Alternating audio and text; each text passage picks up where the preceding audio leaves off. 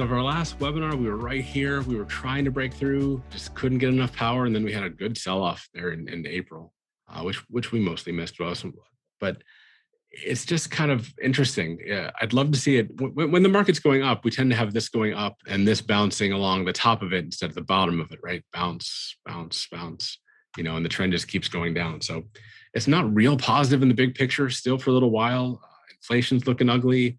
Still, it should have. I've seen so many people trying to call a peak to inflation in the last little bit, and it's just not happening. Our midterm cycle is positive. It actually went negative this morning, so this is now negative. This is as of last night, but it wasn't real positive. It was trying, looked like it tried, failed. It just really wasn't growing. So we're still at a far reduced risk profile than we normally would be, just because of the environment. Both long term and midterm are both not real positive. As for the sectors, only healthcare is positive right now. Everything else is fairly negative. Again, the trend of energy is negative. It's been the longest negative over here as well.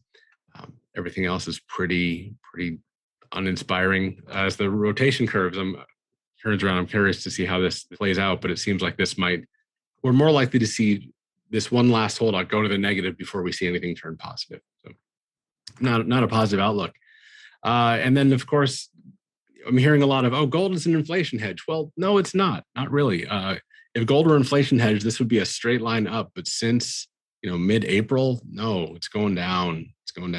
Gold is a very uncorrelated asset. So there are times where it does act like an inflation hedge, and there are just as many times where it doesn't act like an inflation hedge.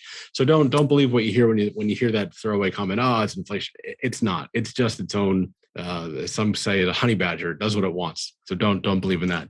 And finally, commodities were a great place to be for the beginning of the year. And then as of June, no, they're having a worse time than anything else, as is the price of oil, price of grains and wheat. Those are all coming down, which is actually good for consumers. But all those last holdouts that were decent places to be are disappearing, and nothing else is going up while these are falling. So hope that helps. I will see you next time on the market update.